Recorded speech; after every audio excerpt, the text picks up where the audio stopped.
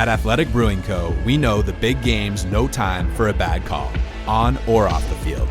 This year, you and your friends can make the best call of the night by bringing Athletic Brews to the party. Whether they're your pick for the night or the perfect fourth quarter audible, Athletic Brewing Co.'s great tasting, non-alcoholic brews can put a win without a hangover in the palm of everyone's hands. Head to athleticbrewing.com to find a store near you and stock up for Sunday.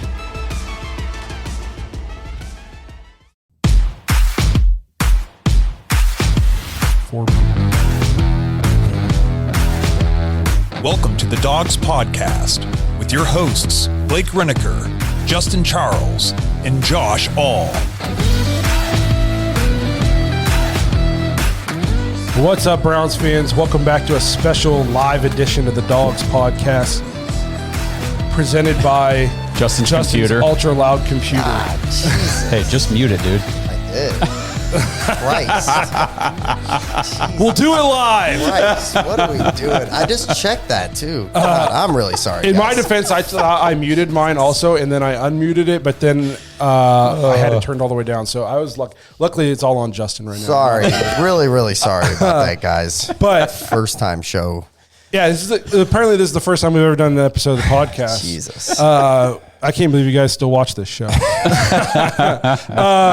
Today we got a special episode. We got the 4th Annual Mad Dawg Awards. It's the most prestigious award show in the NFL. Yeah, nobody cares about honors later. Yeah. This is it. It's a red carpet event. People were lined up outside of our little shed here. We had to lock the door. To come to be in attendance for these. But we're excited to get to the Mad Dogs tonight. We did it a little differently this year. We actually have Dog Pack members who are going to be announcing the winners. So I think it's going to be a really cool episode. So we appreciate you guys being here watching. And if you're interested in the Dog Pack, I'm doing this a little out of order since I'm already talking about the Dog Pack. Head to the jointhedogs.com, become an official Dog Pack member. This is just some of the cool stuff you get. By being a Dog Pack member, you get to hang out with us more often, which is obviously a cool perk. And then you get to be on the show. You get your input on the show more. I mean, obviously we're active in the comments on YouTube and all that, but like this really gives you a chance to really be a part of the show. So if you're interested in that kind of thing and you want extra episodes, you want to play fantasy football with us, head to jointhedogs.com, become an official Dog Pack member. So besides the Mad Dogs, we got some stuff to get into today. Bill Callahan leaving. I got something real quick. Oh, yeah, I forgot. It's okay. It's okay. It actually has to do with the Dog Pack. Yes. But I want to present Justin Charles with his Dog Pack Champion T-shirt. Here you go, buddy. You won your league. You're the only dog that won it. So show it up to everybody. Back? Well, so this is the shirt that all the winners of all of our leagues got. How are we looking there? Pretty good. Actually, here, let me switch over. Let me switch the cam over. There you go. Ooh, that looks good. So he's got his championship rosters on the back. Oh, yeah. Well, guys. I think, did you win it last year too? I'm a 2-time Dog Pack champion in fantasy football. Also the reigning Dynasty fantasy football champion. I told Josh, I'm kind of like Ricky Bobby out here. I just wake up and piss excellence. Nobody can handle my stuff out here. I know there were some people who were in Justin's redraft league last year who demanded to be in his league again this year. Pastor Rob. They want a shot at the champ. Yeah. And then and Justin just came out. Shot, baby. And all he did was come out and just dominate the real field quick, again. Shout out to Pastor Rob, because the deal with the Patreon Dog Pack Fantasy Leagues is if you make it to the championship and you're facing one of the dogs, you automatically win that league. Like, we're not taking home the hardware. So as long as you make it to the championship and you're against one of us, you still win. And I reached out to Pastor Rob, said, hey, man, congratulations on making the championship. Too bad you came up short against Justin, but you still get the T-shirt for making it there. And he said, I don't want that T-shirt. He said, do not send me a T-shirt. You give it to Justin. I want to beat him fair and square. So there we go. We get rivalries and friendships and all kinds of cool shit going on. That's my guy. I do love me some Pastor Rob. That's right. The Dog Pack is awesome, guys. You guys rock. Yep. So if you want a shot at the champ, you want to play fantasy football, try to take down Justin. Literally 2-time redraft champion, won the Dynasty League this year. He's at the top. He's at the mountaintop. Somebody needs to come in and try to knock him down a peg. King of the castle. King of the castle. Come look at my chair. So if you want a shot at the champ, make sure you hop in the dog pack this year. Once football season rolls around again, we'll get those fantasy leagues fired back up. Try to take down Justin. If you get in my league, you don't have to worry about me. I mean, I made the playoffs, but I wasn't a real threat. So if you want the dog pack, jointhedogs.com. It's a good time for everybody. We also had Bill Callahan leaving, taking a job with Tennessee, working for his son. We hired a new offensive line coach, Andy Dickerson, so we're going to get into that. We also hired a new offensive line assistant coach. So we just got some stuff about those guys. Some recent news about the Browns stadium upgrades or relocation. We're going to get into some of that. Obviously, we want to talk about the Super Bowl a little bit. Super Bowl's in a couple of days. We're going to kind of tell you our thoughts on it. And then we will get into the Mad Dogs. So hang tight with us through the first part of this show. And then the last half of this show, it's going to be all Mad Dogs. We'll take a short break, get ready for the Mad Dogs, come back, and we'll fire off the Mad Dawg Awards. So without further ado, that's just, I guess I should tell you if you want to leave voicemails and all that good stuff. TheDogsPodcast.com. Go for it. TheDogsPodcast.com. Tap leave voicemail. Find us on all the socials. Just search at The Dogs Podcast. And if you're watching on YouTube, please like and subscribe so you don't miss any of the new episodes that we put out throughout the week and throughout this off season. So, Bill Callahan leaving. Yep. It's obviously a hit to the Browns. I do find it funny though that maybe this happens in other fan bases. But like he left and it was like the sky was falling online. Like, we'll never recover from this. Damn it. And listen, we are huge Bill Callahan fans. Yes. We know what he's done for the Browns this year and throughout his years being in Cleveland, getting some of these practice squad players to play at a level where we can be competitive and make the playoffs when we're on fourth and fifth string tackles. But does any other team, like do other teams when they lose offensive assistant coaches, like not even coordinators, they're losing an offense. Do other teams' fans like lose their minds about this kind of stuff, or is this just a Cleveland thing? Man, I mean, I feel like that's a two-part question, but I would say, so is it a tough loss? Yeah, absolutely. He's probably one of the best offensive line coaches in the game right now. I don't think that we would argue that, correct? He's very, very good at what he does. Some of the guys that he's gotten prepared over the last few years just to come in, I mean, who was it? Blake Hance was doing snaps in a parking garage, and he played, starter reps. It's a tough loss, but I don't think like it has to be sky is falling, especially when you look at like the resume of this Andy Dickerson guy. Correct? Yeah. I like some of the things that I've seen about him. Former Browns coach, but what he did last year with Seattle, Josh kind of sent out some stuff about it too. He had a rotation, basically almost like Cleveland did in Seattle. And you look at what they were able to do with their running attack. Now, Kenneth Walker he's nice. He's a special kid. He's young, but I think that he did a hell of a job in Seattle. So for me, I'm more excited at the opportunity to see what this kid can do, as far as coaching these guys up. It's not like we have a bunch of scrubs. There's some talent on our offensive line. So I'm excited for it. Yeah. I mean, if we're going to move kind of into the resume of Dickerson, I kind of made some notes here. So like you said, with the Cleveland Browns from 2009 to 2010, defensive quality control coach, and then he turned into the assistant offensive line coach. Then he became the assistant offensive line coach for the Rams from 2012 to 2020. He was there when they played they played the Patriots in the Super Bowl in 2018. He actually has a Super Bowl ring coaching with the Patriots back in 2004. Back then he was just an operations assistant. But he was hired as the run game coordinator, which I thought was interesting considering how bad our run game was this year. So run game coordinator in Seattle, then promoted to the offensive line coach in 2022, kept that position in 23.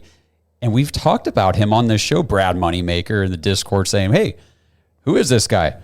He's the first guy that the Browns brought in to interview for the open offensive coordinator position this offseason, like immediately. And when we started looking ahead at the probability that Brian Callahan was going to get hired, Bill Callahan would probably want to go coach with him. Yeah. Then the fact that they brought Andy Dickerson in for the OC position all started to make sense. It was like they're getting ahead of the game here. Mm-hmm. They're bringing in the guy that they want if and when Callahan leaves. And that's exactly how it played out. I think before if you fire off, Blake, I think an interesting thing with Callahan that I heard, though, was he was pretty much a big organizer and in charge of basically all of our screen game offense, which I think that's another aspect that, like, we do that a lot. We do that well. So I think that's something interesting. We'll see how that translates with this new offense going forward. But, yeah, I don't think sky's falling. And, you know, good for him. I don't blame him for wanting to go and coach for his son. And yeah, I mean, Bill Callahan, he's probably only got a few years of coaching left, you would imagine. He's not going to be in the league forever. He's an older guy. He's obviously wants to go and help his son, make sure his son's going to be successful. Like, if you're a dad, how cool is that to watch your son become a head football coach in the NFL and you have a chance to go help ensure his success? You're obviously going to want to do it. I saw some comments on Twitter, or X, formerly known as Twitter, in our YouTube comments talking about they couldn't believe the Browns let him just walk, didn't try to get any compensation for the lateral move. Where do you guys stand on this? Because in my opinion, why would you block that? If you're Cleveland and you block that, that's a terrible look. But you let him go. I mean, Bill Callahan's been in this league forever. So he's got connections and people know him. So now you let him leave. You let him leave on good terms. You encourage it, in fact. And now when somebody says, they go to call Bill and they say, hey, Cleveland's reaching out. You were there. What do you think? Is it an okay place to go work? Oh, it's great. They were awesome when I was there. When I wanted to leave, they let me off. No problems. They were super encouraging. This is how you build a reputation around the league. If you block that, something like this, you just look, it's a bad look. I think you nailed it. I think that they've built a culture and a locker room, and, you know, that guys want to come in. You saw Joe Flacco. Hey, you know, this is one of the best team, you know, as far as locker rooms and that I've been involved with. I think it does. It kind of leaves a bad taste, you know, when you go, oh, well, hey, we're blocking this guy from going and coaching with his son. To me, I never even thought that was even going to be an option. I thought that would be just a bad look for the Cleveland Browns. So as soon as I saw it, I was like, well, maybe there's a chance that he doesn't leave, you know. But I think, like, if you look at read the tea leaves and everything, like, it makes sense. Why wouldn't you want to do that? Especially, like, that's every father's dream, you know, especially for him probably going through the ranks of coaching and stuff like that, to see his son get an opportunity. I mean, to me, I don't think it's that crazy. I think you nailed it. It would be such a bad look for the Browns. Yeah, it would be a terrible look for the Browns. And we're, like you said, we're trying to go from the place where the only people who come to Cleveland are people who are trying to get their foot in the door, or they've their last check ass everywhere else, you know, or they need a check. Like, we're trying to change that in Cleveland. I think Kevin Stefanski said it's a unique situation. He didn't want to block it. Yeah. So and Kevin's remarks about it was, he was very, you know that they knew it was coming. And they were all on board with it. They were all okay with it. I don't think it was a big deal whatsoever. I mean, Kevin even said it's every kid's dream to be able to go to work and boss your dad around, you know, and he just laughed about it. Like this, you know, at the end of the day, you know, the NFL is still a business. It's a job, but there's a lot of brotherhood and family ingrained in what these guys do. And that's all. I mean, that's why the Browns culture, like you said, is just night and day from what it used to be. Yeah. I thought that was something interesting to talk about. I obviously want to mention Dickerson and what he did in Seattle, and then I also just want to address the comments in terms of of Bill Callahan leaving. I think the only thing, I was slightly surprised when they announced he was leaving, because reports had come out that he wasn't going to leave. We'd made him one of the highest paid assistants. We were very protective of him. He loved it here. We loved having him here. So it looked like one of those things where it wasn't going to happen, and then 2 days later they said he was leaving. So I think that was a lot of the media too, because the media was back and forth on Callahan's probably going to go. Never mind, they're being very defensive of him, and it's like, why don't you guys just wait and see what happens? You know. But real quick, I was going to hit Andrew Jackson's question from the chat. Said, did Bill Callahan improve Jed Wills? If so, how bad was he then? It's interesting. And we've talked about this on the show before, you know, and a lot of people will point to, Callahan did good things with a lot of players, but Jed Wills never really amounted to much. And I've said before, what if he did? Like, what if this is the most you could get out of Jed Wills and Bill Callahan did it? You know what I mean? We don't know. We'll see. It's one of those things too, where I almost feel bad talking about a poor Jed Wills play because right before the injury this year, it almost appeared like he was turning a corner. I agree, picked it up. You know what I mean? agree. Like it's like night and day. All of a sudden, his effort seemed like sky high, and we've always been. I won't call us Jed Wills defenders, but we haven't let people just say he's been a bust because we've talked about how the dude came in as a rookie, solidified the left side of the defensive line, and has he been, top 10 pick worthy? Maybe not, but he's still been above serviceable starting left tackle in this league. So I'm not willing to call him a bust. Now, has he been everything we want him to be? Has he been Tristan Wirfs? No. Okay. But, man, it really seemed like he was starting to turn a corner last year before the injury, so I felt really bad for the guy. So I don't want to just jump on here and bash Jed Wills as it looked like he was really starting to come around as right before the injury, kind of like our entire team. I did want to address Kenny Mack said, nice T-shirt, me. My entire wardrobe today brought to you by the Ottawa Browns backers. Very nice. Thank you, Kenny. I'm wearing my Ottawa Browns backers shirt. I'm wearing my Ottawa Browns backers banana hammock. Nice. You guys just can't. Well, we saw it. Yeah. It's really awkward in here off screen. Yeah, for sure. But no. So I appreciate Kenny gave me the shirt years ago, and I'm just now wearing it. So I appreciate that, Kenny. What's up, Ohio? Don't miss out on this fantastic offer from DraftKings for the big game. New customers who sign up with our promo code THEDOGS, all one word, and place a $5 first bet will instantly receive $200 in bonus bets. You'll get 8 $25 bonus bet tokens, allowing you to make multiple wagers with your reward. These tokens are valid for 7 days, giving you time to find your favorite bets. If you download the DraftKings app before the big game, make sure to sign up with our code THEDOGS to get your $200 of bonus bets. This offer is only available for new customers who are 21 and older and physically present in Ohio. Please gamble responsibly. If you or someone you know has a gambling problem and wants help, call 1-800-GAMBLER. Check the episode description for the full terms of the offer to see if you qualify.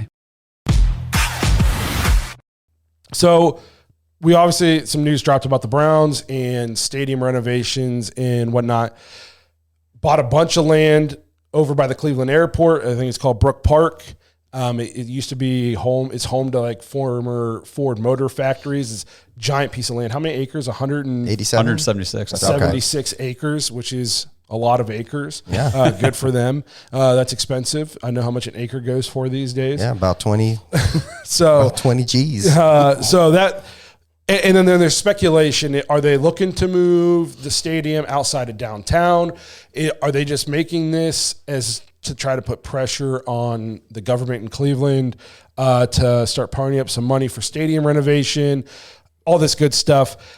I didn't realize how bad the Browns stadium was in terms of condition. I always thought, it's a newer stadium. It looks really nice, like from afar.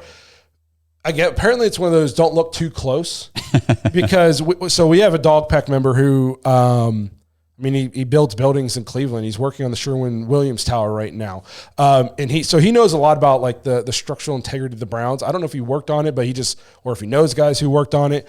But he says the place is, don't be afraid to go there, but it's being held together a lot by there's a lot of stucco tape and bubble gum and duct tape.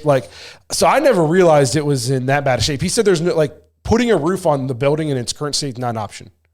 Is what he said.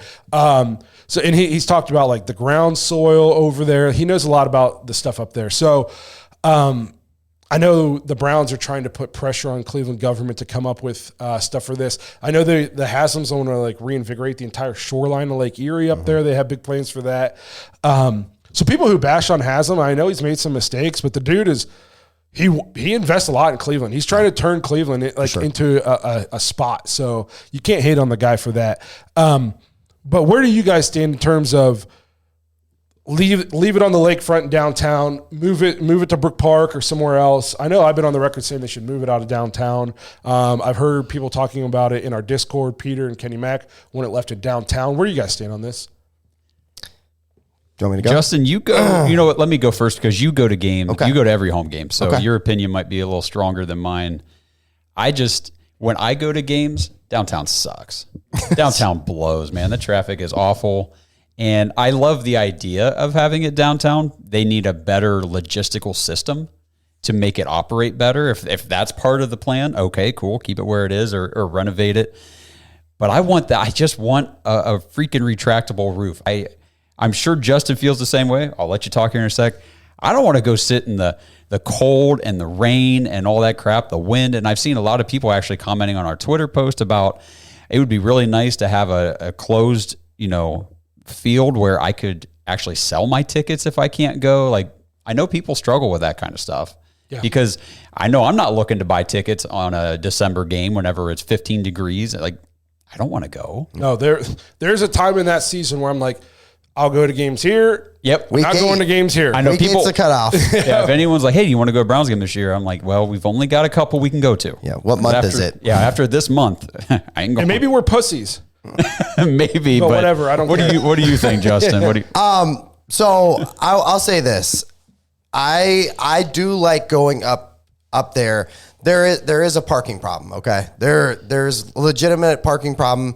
If you shell out cash and park, we park over at the courthouse basically, and it's nice up there. Yeah, but what time it's you got to expensive. get there to get in? 8:39. Yeah, that's another You're leaving it. So for us, we leave 7 a.m. and you're getting home at 7, 8 o'clock at night, grinding. Going to the Browns game shouldn't have to be an all-day event. Maybe if I was 20 and I didn't have a wife and a kid, I would do that, and I would love to do that. We got to bring them to the game. Yeah, but guess who's not paying for the expensive tickets to go to a Browns game? Young people that don't have wives and kids. I'm sorry, not. I mean, maybe to a game, but yeah. I can't be going up. I can't be leaving my house at 6 o'clock in the morning, going up there, getting pissed drunk until the game starts, sitting there watching the game, getting stuck in traffic for 3 hours, leaving the game, and not getting home until 8, 9 o'clock at night. Right. That's a fast track to a divorce. Well, you got an open couch for me? Yeah, you know what I mean? I don't have time for that. I think, and then they start shutting roads down. For sure. If you don't get into 10:30. Cleveland by 8, 9 o'clock, you're screwed. Because they start shutting roads down. So then now you're parking 3 miles from the stadium, or you can only go around Kings Boulevard or something is what it's called, the back way down by the lake, and the traffic for that is 5 miles long. Correct. And it moves at a snail's pace. You won't get into the stadium until the second quarter if you're lucky. So it's just. I look around when they do aerial shots of these other stadiums around the league, even other NBA arenas, and and they got a huge parking lot. Yes. And the parking is directed. You get in there in an organized fashion. You get out in an organized fashion. It's well lit. You know what I mean? For a night game, you're not just walking back through downtown Cleveland, True. hoping you don't get mugged. And so I understand the talks of leaving it in downtown because getting into downtown sucks. Once you're in downtown, the atmosphere is electric. Yeah. Correct. I get that. But I don't want to, I don't want to walk to the stadium 2 miles in the freezing cold wind. I don't want to sit in the freezing cold wind for 4 hours and then have to walk 2 miles back to my car. I don't want to have to leave at 6 a.m. so I can get into Cleveland 7 hours before game time. Because if you try to get into Cleveland 2 hours before game time, you won't be at the game on time. No. If you leave at 11, from where we live, you're not getting into Cleveland. You're not even getting into Cleveland. Yes. Let alone get close to the stadium and get to the game. So, like you said, if they can do it on the lake, put a roof on it, do some construction, make some more ports of entry, buy some more land, do something to make it more accessible, then I'm perfectly fine with leaving it where it is. But the accessibility right now, I don't go to more games because I just don't feel like putting up with it. That's a lot. I mean, I don't feel like doing it. You really got to commit. I mean, you like you said, you have to commit a whole day, and it's just not. I love the Browns, obviously. I'll sit there and watch I'll start at 12 and I'll go till 4. But I got other crap I got to get done that day. You know what I mean? And I can't. Now, if I was going up to one game a season and it was a whole day event, okay, that's fine. But like you said, multiple games, season ticket holders, is a fast track to divorce unless you're like Justin, drag your wife along with you. Right. Yes. And your children. I'll say this though. How do you guys feel though? So I don't know anything really about what's available land plottage wise in let's say a Parma or Willoughby or a suburb of Cleveland. I know a lot of people that they're very against that because they want it to still be in the city. They need it to be in the city. But is anybody, for me, I'm okay, so we're 15 minutes closer to the game. You know what I mean? And that's the biggest thing for me is like once you figure out a plan for getting to the game, you're good. You know what I mean? Like the first, I would say, season that me and my wife went up, we messed it up so many times. We wouldn't even get in the game till like halfway through the first quarter. Yeah. And that, it's a loss, at that point. It's still fun, and then you're waiting, like you said, 2 hours in a parking deck trying to get out. Like once you get a plan together and you're good, it's fine.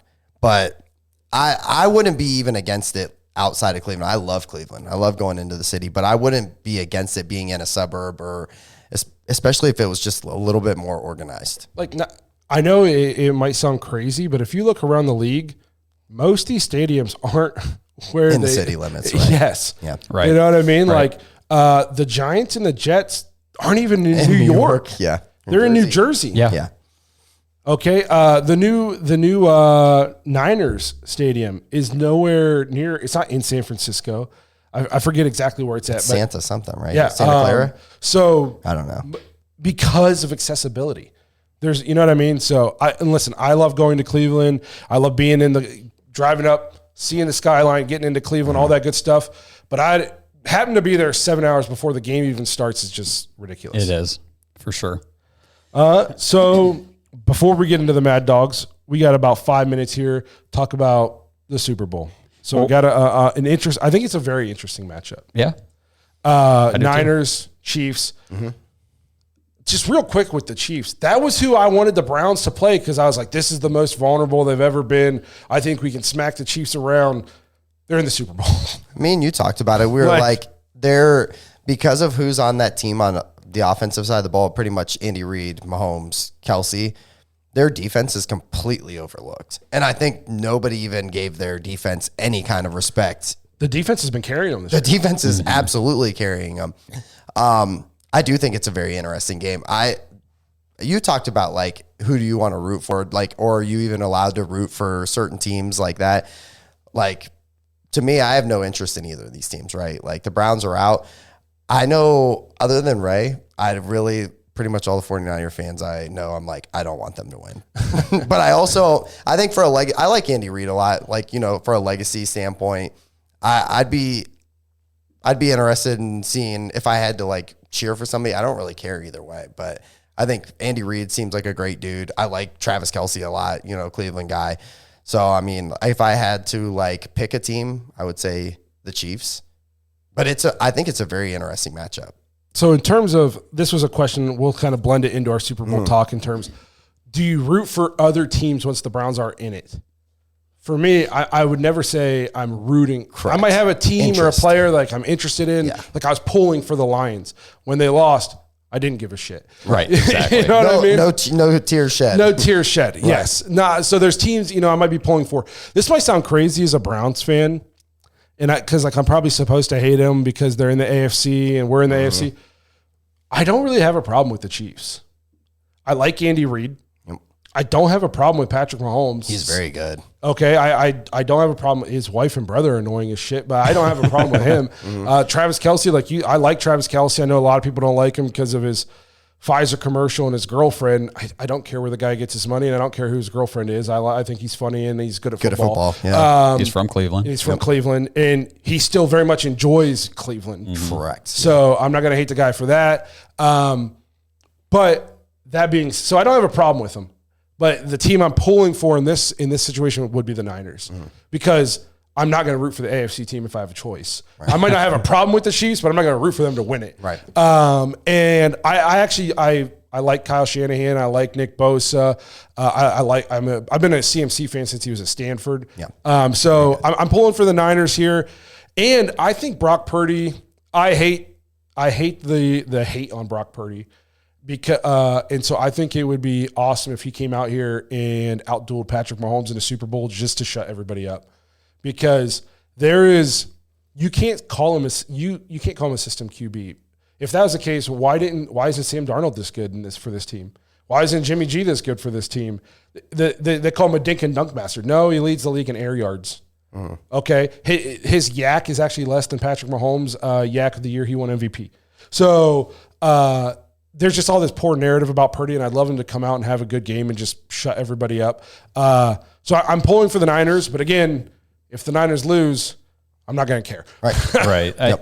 For me, it's like, as long as there's not a team in the Super Bowl that I absolutely hate, like if the Ravens were in the Super Bowl, I would be rooting against them. Yeah, I don't care who's playing. It's the opponent. Correct. When it comes to a game like this, though, which is most Super Bowls, I'm honestly I want a good game. Yes. Like last year, it was the Eagles and the Chiefs, and I really didn't have a preference. I wasn't really pulling for either team, to be honest with you. I just wanted to see these two great quarterbacks, these two great teams, and it was a great game. Yep. And one thing about Patrick Mahomes, though, with the Chiefs is, and I took a lot of crap for this as a kid whenever the Patriots were on the top and Brady was winning all the Super Bowls. I was like, I kind of just want to see how many he can win. Like, I appreciate greatness in that regard, kind of like with LeBron James in the NBA. Like, I just want to see the best players do it at the best level. And if the 49ers can knock them off, cool, good for them. I want to see them succeed and continue to push that greatness boundary until somebody stops them.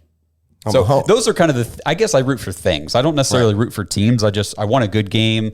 I want the best players to have great performances and I just love taking in all that football greatness. I agree. I root for a good game. And I'll actually, a lot of times what happens to me is I'll start watching a game not caring. And then in the game, same thing. Something will happen to a team, or a team will maybe get down early and they start to mount the comeback. And I'm like, okay, I want to see the comeback. I could go into a game not caring, or maybe I'm pulling for the Niners early, and then like maybe I think the Chiefs get the raw end of a deal, and I'm like, oh, that was bullshit. I want, and then I'll start. So sometimes that kind of happens to me. I do think this is an interesting game. Yeah. What's your gut say? Who wins? So I think the Niners are like almost as complete of a team as you can put together. Unlike in every aspect of the game. I mean, like their offense, there's weapons everywhere. Their defense is loaded. Something just tells me Chiefs. I have a feeling that it's just going to be the Chiefs. Blake opened up this whole conversation about the Chiefs were the team that he wanted the Browns to face in the playoffs because he thought this was the year you could beat them.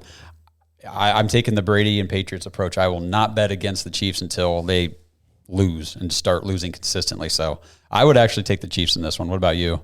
This is one of those things, again, like Justin says, I feel like the Niners, top to bottom, they're definitely a better roster. Correct. I think so, for sure. Yeah. But at the same time, at times they've been a little fraudulent this year.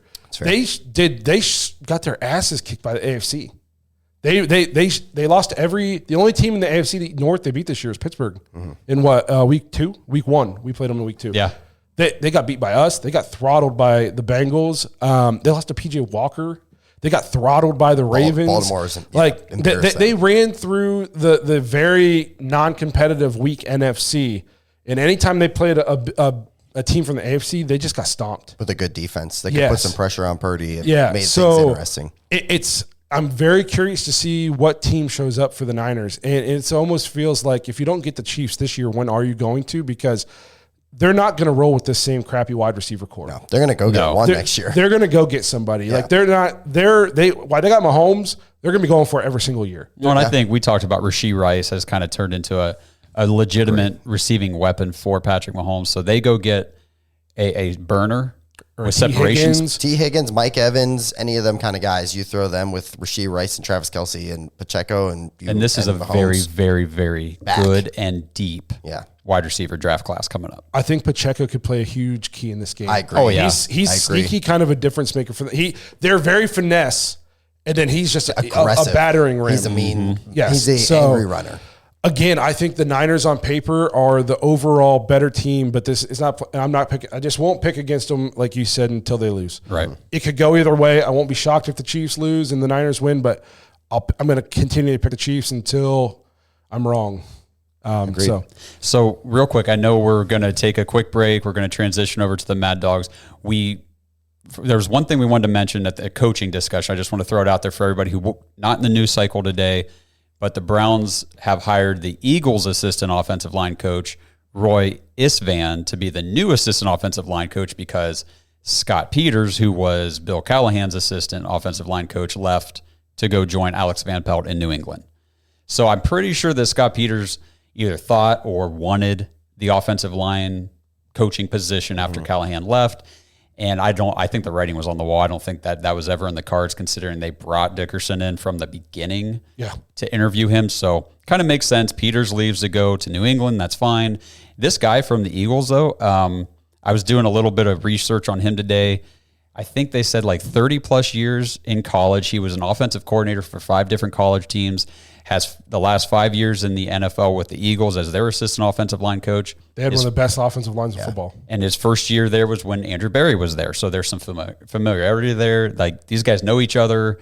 I don't know. I think the Browns it sucked that Bill Callahan left, but bringing in Dickerson and now Isvan to be his assistant, I think the offensive line could be pretty good. Yeah. And it's a good thing for the run game. The Browns in general, with all their coaching hires, it sucked losing Stump. You know, the Van Pelt thing is what it is. Seems like a great guy, but he wasn't bringing anything different to the table. I think Ken Dorsey could end up being a home run hire. I think some people are starting to warm up to that idea. I think Deuce Staley is a great hire. I think Dickerson, along with the new assistant, is another. I feel like the Browns have really done a good job revamping their staff in the offseason. Yes, 100% agree. I think they've done a really good job so far. I'm happy with it. Which is kind of on par for Andrew Berry every offseason. Him and Kevin. So, all right. Well, we're going to transition here into the Mad Dawg Awards. We're very excited to bring you the 4th Annual Mad Dawg Awards. It's going to be a good one. Did it a little differently this year. I think you guys are going to enjoy it. We're going to take about a minute, 90-second break here to get ready. Don't go anywhere. We'll see you guys in a minute and a half. This episode is sponsored by Omaha Steaks. Browns fans, if you missed out on the 4 chicken breasts and 4 pork chops that Omaha Steaks was doing here recently, don't worry. You can head to omahasteaks.com/dogs, DAWGS, today, and you'll get 4 free steak burgers added to any order over $99. Plus, if you have an order that's over $149, use code DOGS, DAWGS, when you check out, and you'll get $30 off of that order. So right now is the perfect time to stock up. Load up that cart, guys. Steak, burgers, chicken, jumbo franks, desserts, ready-to-eat meals. They got seafood. They've got so many different things at Omaha Steaks, and all of it. I've had all of it except for the seafood. I'm not going to lie. I'm not much of a seafood eater myself. My fiance thinks I'm weird, but that's okay. Everybody is their own person. But the rest of the food, I've had it all, and it is phenomenal. So head to omahasteaks.com/dogs right now. Get 4 free burgers on any order over $99 and use promo code DOGS when you check out on any order over $149 and get $30 off your order today. omahasteaks.com/dogs. Minimum order may apply. At Athletic Brewing Co., we know the big game's no time for a bad call, on or off the field. This year, you and your friends can make the best call of the night by bringing Athletic brews to the party. Whether they're your pick for the night or the perfect fourth quarter audible, Athletic Brewing Co.'s great tasting, non-alcoholic brews can put a win without a hangover in the palm of everyone's hands. Head to athleticbrewing.com to find a store near you and stock up for Sunday.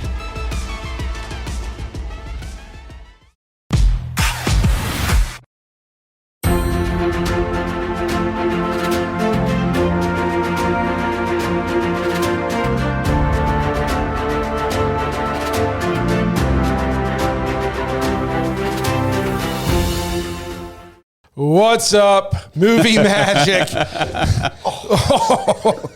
Justin's really struggling today. We even did a test run. Justin did the full thing. I had this idea that we should take a commercial, then we could come back, sports jackets, ready for the Mad Dawg Awards. I figured everybody just be throwing a jacket on. Justin went shirt, tie. He's like doing Taylor Swift transition on the Eras tour or something. Baby. And then he got changed underneath the stage. Yeah. I don't know if you guys could hear it on the mic. I'm snapping my fingers because he doesn't have his headphones plugged in. No clue what's going on. And then today. he bangs his leg. It's Justin. I'm the wild card. It's kind of a shit show in here. He's going to be talking to producers after the episode. Yeah. He's going to get drug tested. But we're super excited to bring you the 4th Annual Mad Dawg Awards. That R says we heard Justin struggling over there. He's breathing heavy. It's a lot. There's a lot. Of layers. I told him just to do a couple buttons. He's committed, though. He did all of them. We're going all out. Committed to the bit. Again, these glasses, brought to you by Ottawa Browns backers. Thank you, Kenny Mack. He gave us these when we saw him up at training camp this year. Or no, when he was in the studio. Yeah. So without further ado, we're going to jump into the Mad Dawg Awards. Basically what's going to happen is we're going to say the category, and we're going to tell you who we picked, and then we'll play the video with who the nominations were and who won. That is presented by a Dog Pack member. So we're super excited to get into this. I don't know who won, and I don't even know who's presenting yet, because while they were doing all this in the Discord, I was paying zero attention. So I'm the only one who's seen the submission. So everybody who sent their videos, these guys haven't seen them yet. So your reactions are going to be very authentic. Yes. I can't wait. So I can't wait. So without further ado, the first category, you're going right in order the way we voted, right? Absolutely. So all right. So the Young Pup Award, which is the Rookie of the Year. I know who I voted for. So who I voted for here was DeJuan Jones. I just think even with the injury, he performed at a level that nobody was expecting, and he answered the bell early, week one. DeJuan Jones, 100% for me.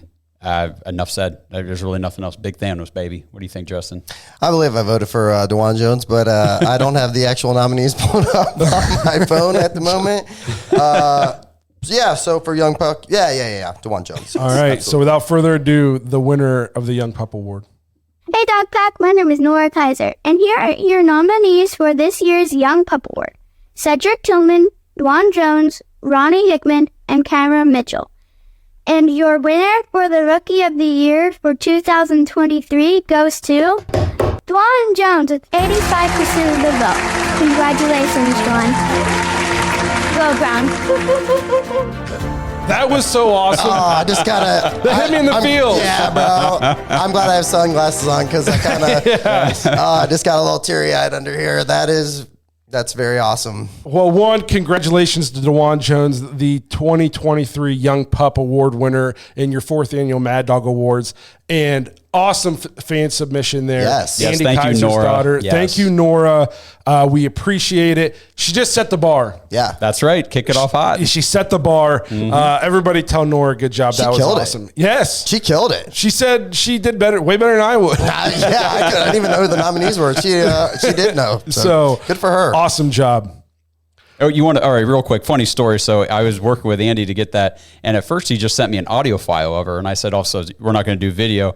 And he's like, oh, did you want video? He's like, shoot, I told her we were doing audio, and she had already started to pull all her Brown stuff out of the drawer. Get it out. Because she was ready to go. Yeah. Hey, the camera, you were good. You killed it. There's a spot here for you when you're yes. don't have a bedtime.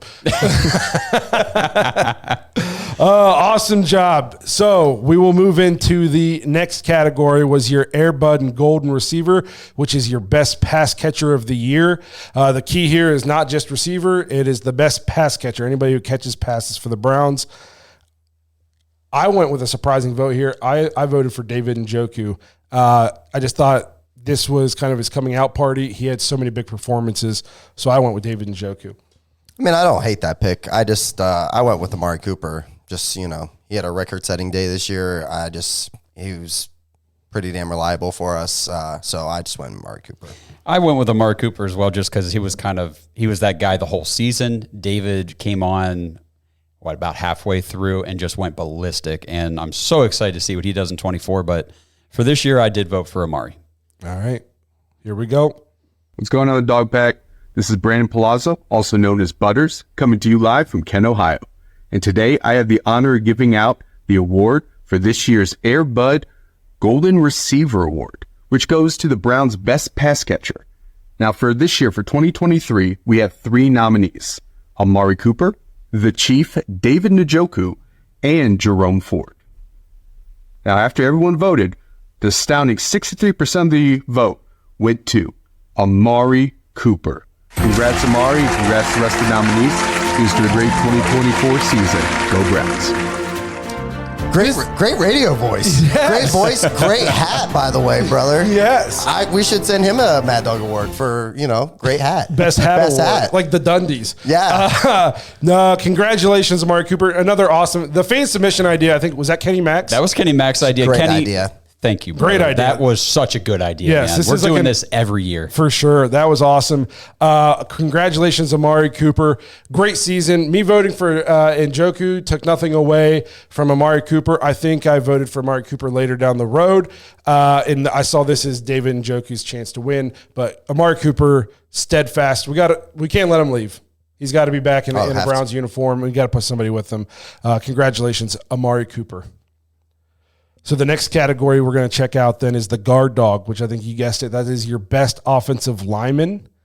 My vote here went to Joel Bitonio. Old reliable. I agree. You're right on there. Yeah. Yeah, I was going to say the same exact thing. I mean, I think that there were a couple guys. Wyatt Teller obviously is always great, and DeJuan Jones probably would have won this, honestly, if he'd have played the whole season. But Joel Bitonio, old reliable. Hey, Dog Pack, what's up? This is Brad Moneymaker, and here are your nominees for Guard Dog Award. We got Eason Posick, Joel Bitonio, Wyatt Teller, and DeJuan Thanos Jones. So, as you can see, I am at the Brown Stadium, and I thought I'd do this announcement right in front of it. Why not? So, without further ado, your winner is, and here we go. Hang on. We're going to turn. Dun dun dun dun dun dun dun dun dun dun dun dun dun dun dun dun dun. Joel Bitonio, boys. That's your winner for this year's Guard Dog Award. Let's go. That was awesome. At first, I was like, is he by underneath a bridge? No, that's First Energy. Yeah, Well, he it's not First Energy anymore. That's Cleveland Brown Stadium. He went on location to make the announcement. On location. That was awesome. I think Joel Bitonio was the clear winner this year. Wyatt Teller, I think he was up and down early, but I feel like he played really well down the stretch. Posick, again, I felt like everybody got good. They had more low moments early in the year than Joel Bitonio did. He was just Mr. Reliable. He's kind of turning into this generation's Joe Thomas in terms of is he future Hall of Famer? I think so. Yeah, I agree. I think he at least has an argument for it. Might not be first ballot, but go ahead. I got to tailgate with Brad Moneymaker right outside that stadium, and we drank lots of Arnold Palmers. Spiked Arnold Palmers, by the way. I believe it was a Jacksonville game, but he was a very fun time. Very good time. That was awesome. These videos are awesome, guys. Absolutely. All right, so our next category is the Homeward Bound Award, which is Comeback Player of the Year. Maybe the best named category if you're a youngster or an older millennial. Great movie. Yeah, who likes feel you, dog. Chance, Shadow, and Sassy. Sassy. Nobody gets sassy. I think I voted it in for this one. I think my vote was JOK for this one. He went from a guy who it was like maybe he is too little to play linebacker here. We're not utilizing him. We don't know what we're going to do with him. He's going to drop back and play more off the ball. He should have been a Pro Bowler without having to be an alternate. He is an alternate now, right? He made it. Mm-hmm. Okay, so he's a Pro Bowler. Played at a Pro Bowl level all year. Led the league, I think, in tackles for loss, or at least was up at the top. He was awesome. So I voted for JOK here. I believe, if my memory serves correct, that I voted for head coach Kevin Stefanski for this because, if you read the tea leaves in the offseason, everybody wanted him fired. Nobody wanted Kevin Stefanski. Everybody said his seat is extremely hot. 11-6 record and a roster that was completely depleted by injuries. We should have had 3 or 4 wins. I think we said this was a prove it year for Kevin. Yeah, and he proved it. Yes. He definitely proved it. And actually, my vote for this one was Joe Flacco. I know it was short-lived. I know it wasn't super long, but what he did in that stretch was phenomenal for a guy who was semi-retired, for most of the season. So saved our season. He sure did. So here's the winner. Hey, Dog Pack. This is Andrew Jackson here. I am presenting the 2023 Mad Dog of the Year Awards, and the category for this is the Homeward Bound Comeback Player of the Year. Your nominees are Joe Flacco, Kareem Hunt, JOK, Grant Delpit, and your head coach of the Cleveland Browns, Kevin Stefanski. So, without further ado, let's get to it. The envelope, please. And your winner with an outstanding 47% of the vote, Mr. JOK. Great year, guys. Great fucking year. Also, shameless plug. If you like the shirt, get it at shopdogspodcast.com. Links in the description. We're going to have to pay Andrew Jackson. I love that dude, for real. Yeah. I've never even met him. Me and him are one and the same, I believe. Oh, man, that was awesome. First of all, Holy congratulations to JOK. Huge bounce back season. I feel like Joe Flacco is obviously worthy. Even Kareem Hunt, I felt like was worthy with the touchdown numbers he put up coming in, a few weeks into the season. Grant Delpit had a lot of great candidates for the Browns this year. We haven't been saying this for any of the other categories, but the percentages was actually 47% for JOK and 40% for Joe Flacco. So they were neck and neck. So they were neck and neck. But first of all, the awesome video by Andrew Jackson. He's one of the oldest. He was like one of the first 3 members or so of the Dog Pack, going back 4 years. So we get real loose with that guy. That was a good time. Yes. Oh, man. All right. So our next one is the Dog Pound Dog. This is your unsung hero / fan favorite. I created this category the first year. I think I created it specifically for Dearness Johnson. Two-time winner. It's a 2-time winner. I think after the year, I was like, I don't know if Dearness is going to win anything, but he needs to win something. And so I created this category just for him, and then he won it twice. So that was good. I think for the unsung hero this year, I think I voted for the punter, Bojo. Did you? Yes, which he flipped the field, so he was a weapon. That's true, man. He really was. And punters don't get a lot of recognition, but there were times where we won games because he flipped field position at a time where it looked like they were going to get the ball at the 50 and they ended up getting inside the 20. So I went with Bojo. That's fair. I'm pretty sure I voted for DeAnthony Bell. Oh, I know I voted for DeAnthony Bell. Yeah, I'm pretty sure that's where I went. Just like, he's on the ballot here. Take my vote. But all the nominees are worthwhile. So Yes. and Bojo's a good pick, honestly. But here we go. Hey, Dog Pack. My name is Andy Kaiser, the 2023 champion of Josh's Dog Pack Fantasy League, handing Josh 2 out of his 3 losses on the season, including the championship game, and I'm here to announce the nominees for this year's Dog Pound Dog Award. The nominees are DeAnthony Bell, Corey Bajorquez, Jaron Christian, and Jordan Elliott. And your winner for the unsung hero, fan favorite of the 2023 season goes to none other than the Dogs Podcast's very own DeAnthony Bell. Congratulations, DeAnthony. Go Browns. Well, now I feel like a piece of shit for not voting for him. I'm not going to lie. The level of petty in that video was right up my alley. Petty. Yeah, That was right up awesome. my See, alley. now that's the rivalry in my Dog Pack Fantasy League every year. Kaiser's always in my league, and this year we were in the championship. Man, I thought I had him. I really did. It's super funny that he's wearing first of all, he brought it up. He mentioned how many times he kicked your ass. Yeah, And he was wearing the T-shirt. And the T-shirt, yeah. It's a cherry on top. That was Andy. awesome. Josh and I have known Andy for long. I played Pee-wee football with Andy Kaiser. That's crazy. Wow. That was a long time ago. I ran into him at a game. We were both in bad shape. Thank you, Andy, for making Josh feel this big. That was awesome. Congratulations to DeAnthony Bell. Yeah. We're going to reach out to DeAnthony, let him know he won. Hopefully try to get him back on the show. Another 2-time winner of that award. Yes. So he won it last year, and I have a feeling he'll probably win it again next year. So we got to keep giving him the award so we can keep getting him on the show. Yeah, that's right. Maybe we'll send him a maybe trophy. you should vote for him. Well, I knew he was going to run away with it, so I wanted to give the punter some love. This episode is brought to you by Danger Coffee. Browns fans, we talk about how Danger Coffee is made free from mold toxins that are in 45% of the world's coffee, but that's not all that Danger Coffee has to offer. Mineral and nutrient deficiencies are a big deal. They make you feel sick, tired, stressed, and they can give you brain fog. These deficiencies negatively affect your immune system, your digestion, sleep, metabolism. Have you ever wondered why you get an initial burst from your coffee, but then you get that little crash not long after? Danger Coffee's patent-pending process remineralizes your body with more than 50 trace minerals and electrolytes, leaving you more energized, engaged, powerful. These micronutrients enter the cells to boost performance. They bind to toxins to provide detoxification support. I know that sounds like a lot, but the bottom line, guys, is minerals matter. And most of us really don't get enough of them on a daily basis. Danger Coffee delivers micronutrients. Plus, it gives you access to the minerals you already have.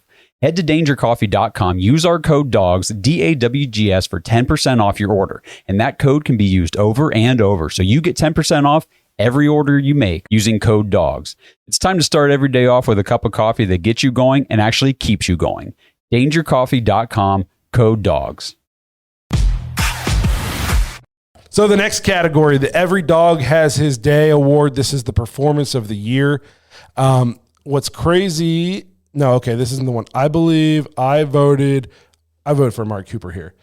Yeah, I mean the record day in Houston. I mean, he set a record. Yeah, I was gonna say you don't really. Yeah. I get it. That one was up there for me. I went Myles Garrett in the Indianapolis game. The block field goal, that was as dominant as I remember him being. Other than a few, you could make the argument ever, but there was a few other games. But I remember just sitting there watching that game and was like, "Well, we don't need to really do anything. Myles Garrett is going to win us this game." He completely changed the way the game was going when he got the strip sack on Gardner. Yes. Yeah, because the next time the Colts got the ball down there, they tried nothing. Yeah, it was just 3 straight runs and punt because they're like, we're not going to let Myles Garrett just beat us. It was like water boy. Yeah, and so yes, that's a good vote because. That was about as much as a defensive player can take over a game. Yeah. Yep. And I voted for Deshaun Watson's second half at Baltimore. Excuse me. The perfect passing, the way he came out after a really, really bad first half, broken shoulder, sprained ankle, and just willed us to a victory in Baltimore against the best defense, one of the best defenses in the league. It's just, that was a turning point, we thought, for Deshaun and the Browns offense, and then IR the very next day. But it's funny, the 3 that we voted for so the winner of this award got 35%, second place was 30%, and third place was 28%. So it's very close. So those 3 plays were the ones, yeah. Hey, Dog Pack, it's your boy Fatal Gnome, and I am here to help present to you one of the 4th Annual Mad Dawg Awards. In a season of hopes and dreams and thought to be of destinies, fought through adversity and many injuries to extend the woes and heartbreak of many of the fan base. There developed a strong camaraderie of the next man up mentality, a whatever it effing takes season. And thus, I present to you the Every Dog Has Its Day Award nominees, or Performance of the Year, if you will. Amari Cooper with his Week 16 performance at Houston with 11 receptions, 265 yards, and 2 touchdowns. David Njoku's Week 17 versus New York Jets, 6 receptions, 135 yards, 128 of those in the first 16 minutes. Deshaun Watson with a Week 3 versus Tennessee, 81.8 completion percentage, 289 yards, 2 touchdowns, and 0 interceptions. Again, we have Deshaun Watson with Week 10 at Baltimore, his second half performance of 14 out of 14 for 134 yards and 1 touchdown, and 16-yard rush, which was a first down on the game-winning drive. We have Myles Garrett with a Week 7 at Indianapolis for 9 tackles, 2 sacks, 2 forced fumbles, 1 of those recovered for a touchdown, 1 pass defensed, and 1 blocked field goal. Then we have Joe Flacco with a Week 17 versus the Jets, a 16 out of 22 for 296 yards and 3 touchdowns with 1 interception in the first half. And with a drumless drum roll, the winner of your Every Dog Has Its Day award of the 4th Annual Mad Dawg Awards is Amari Cooper with 35% of the overall votes. Congratulations to you, Amari Cooper, on what was a truly whatever it effing takes record-breaking performance. First of all, Fatal Gnome is like a wordsmith. Yeah, that was great. He's very good with his words. He could like write some scripts for us. Yeah. 2, I loved his T-shirt. Yeah. And then 3, did you guys see that sick ass poster he had in the background? I did. Very nice. Yeah, that guy it was all dogs podcast. I was fixated on that sweet beard too. Yes, I and I love his little gnome he's got on the desk with I've the blue. seen That's that, awesome. yeah. Yes. So that was an awesome video. Congratulations, Amari Cooper, with the big performance of the year performance down in Houston. Record-breaking performance. Can't wait to see what he does again this year. Yep. Absolutely. All right. So then we got the dog trick. This is the play of the year. I believe I voted for Greg Newsome's pick 6 against Lamar Jackson and the Ravens in Week 10. First career interception, took it back for a touchdown, and it completely flipped that game. And it was like man, the Browns aren't going away. Like it kind of, to me, it was like a turning point of the season, and it was such a big moment, such a cool moment for Greg Newsome. So that's the one I voted for. I think I voted for the Joe Flacco, Jerome Ford. Whenever Flacco somehow avoided that sack against the Jets on Thursday Night Football and dumped it off to Ford, who was wide open after the play broke down, and then he just took it down the field, broke 4 tackles, and Jerome Ford, we gave him a lot of crap this year, but on that play, he was not scoring. Yeah. Yes, it was awesome. Crazy.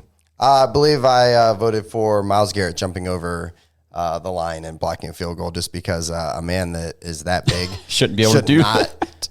Physically be able to do that without hitting somebody and getting a penalty. So yeah, I think that's what I went with.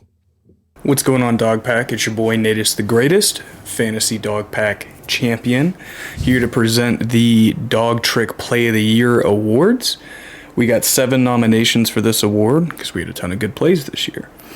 First nomination is Greg Newsome's pick 6 against Lamar Jackson and the Ravens in Week 10. Second one is Joe Flacco to Jerome Ford. Pocket escape, dump off pass leads to 4 broken tackles and a touchdown against the Jets in Week 17. We got Myles Garrett's strip sack on Gardner Minshew in the end zone, recovered for a touchdown. We got Myles Garrett jumps over the offensive line to block the field goal in Week 7 against the Colts. We've got Myles Garrett should have had a safety on Kenny Pickett to open the Steelers game. We got Joe Flacco somehow threads 3 Bears defenders to hit Amari Cooper for a 51-yard touchdown. And finally, we got Maurice Hurst tips Geno Smith's pass to himself for the big man pick. We got a lot of good plays out there. We'll go ahead and see who the winner is here. And the winner of this year's Dog Trick Play of the Year is Myles Garrett jumps over the offensive line to block the field goal in Week 7 at the Colts. Thank you very much for having me. We'll talk to you later. Have a good one, Dog Pack. So first of all, Natus the Greatest, elite level COD player. For real. Like elite. If you play COD, I watched hours of him streaming one day. That's who you want to grow up and be. Yes. If you play COD. Yeah.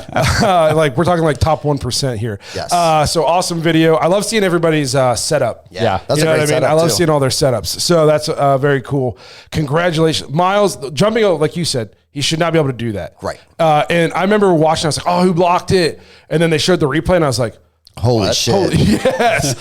Like I was like, that was my exact holy so, and like we said, he took over that game. Half of his nominations were from one game. Yeah.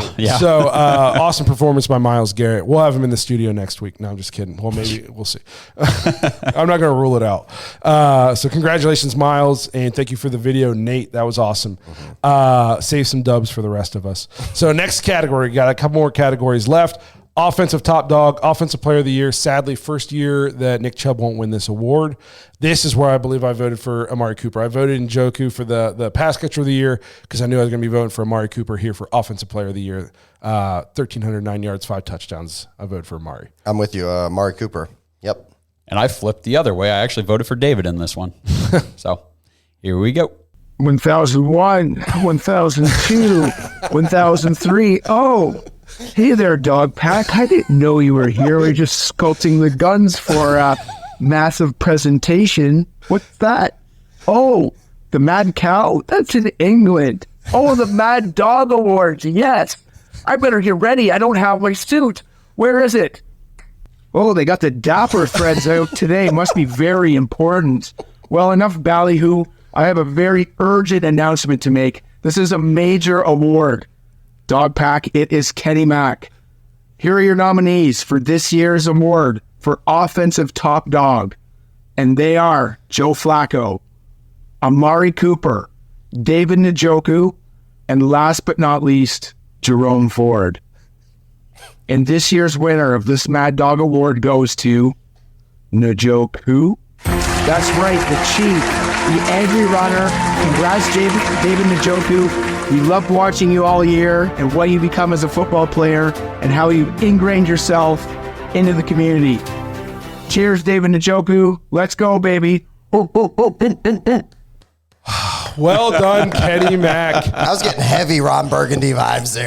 Did you see the poster in the background? God, yes. Yep. Oh, so well done. I don't know what was better, the curls Yeah, that was great. or just his facial expression. What about the finger snap? I felt like he was about to just bend me over this desk. Well, I don't know about that, but my goodness. Like he was just looking at me, he was giving me like F me eyes while I was reading these awards. Kenny, leave some for the rest of us, man. Awesome video. Congratulations to David. I think he's solidified his place as one of my favorite Browns players like ever. Yes. So I love the Chief. I'm so excited for him to win this award. Congratulations. Awesome video entry, Kenny. I did not think we'd be seeing any transitions. No, That was awesome.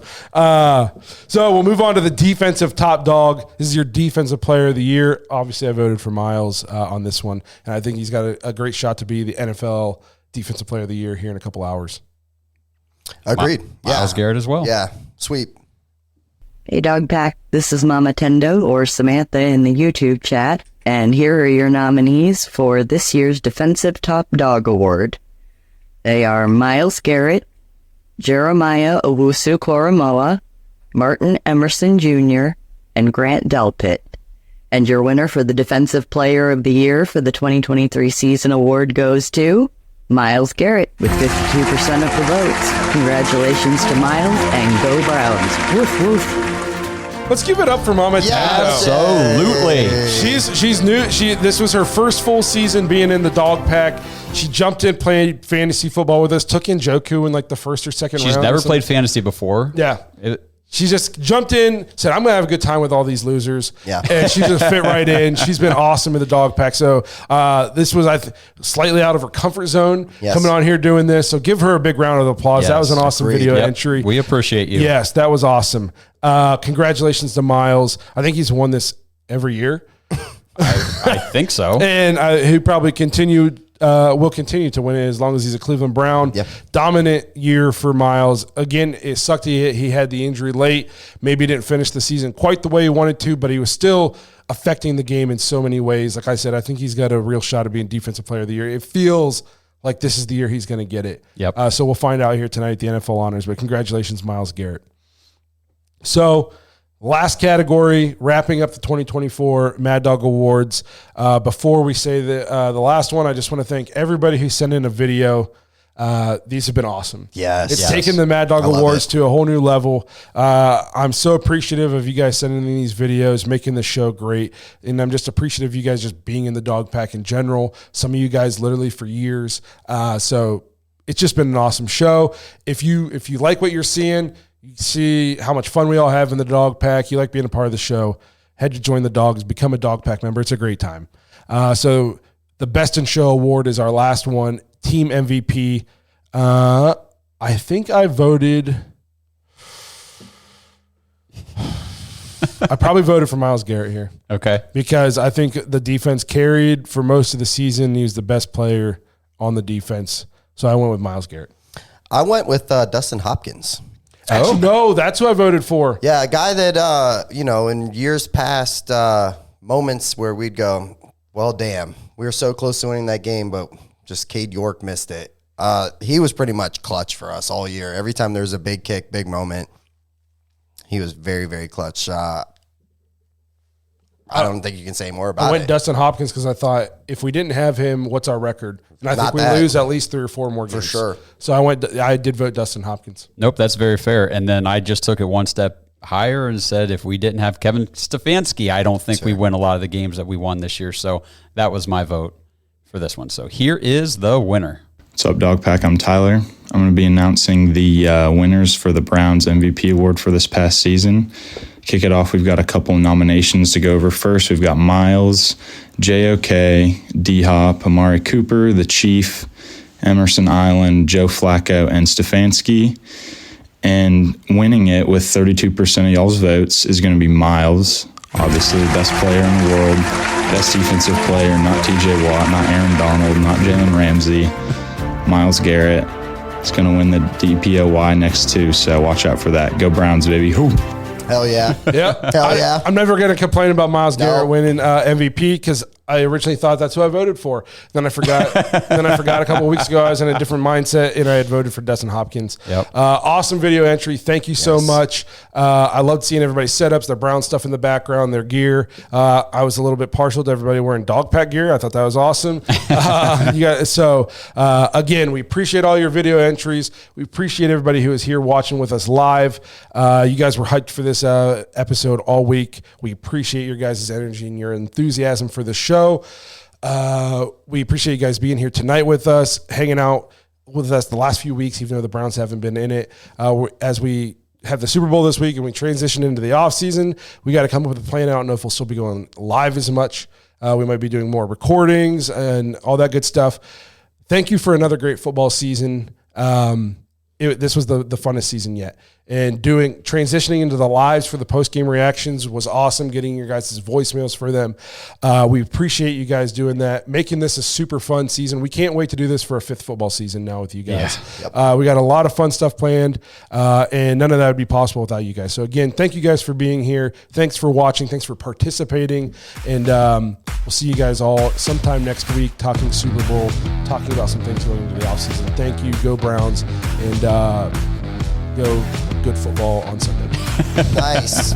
Thanks, everybody. Thanks for listening to another episode of the Dogs Podcast. Make sure you subscribe on YouTube and follow us on Twitter at the Dogs Podcast. Get your thoughts on the show at thedogspodcast.com.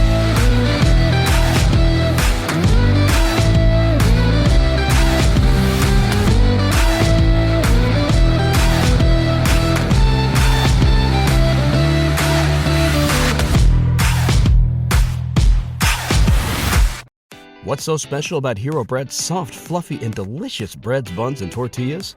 Hero Bread serves up 0 to 1 grams of net carbs, 5 to 11 grams of protein, and high fiber in every delicious serving.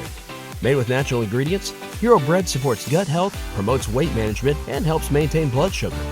Hero also drops other limited edition ultra-low net carb goodies like rich, flaky croissants and buttery brioche slider rolls. Head to hero.co to shop today. At Athletic Brewing Co., we know the big game's no time for a bad call, on or off the field. This year, you and your friends can make the best call of the night by bringing Athletic Brews to the party. Whether they're your pick for the night or the perfect fourth quarter audible, Athletic Brewing Co.'s great tasting, non-alcoholic brews can put a win without a hangover in the palm of everyone's hands. Head to athleticbrewing.com to find a store near you and stock up for Sunday.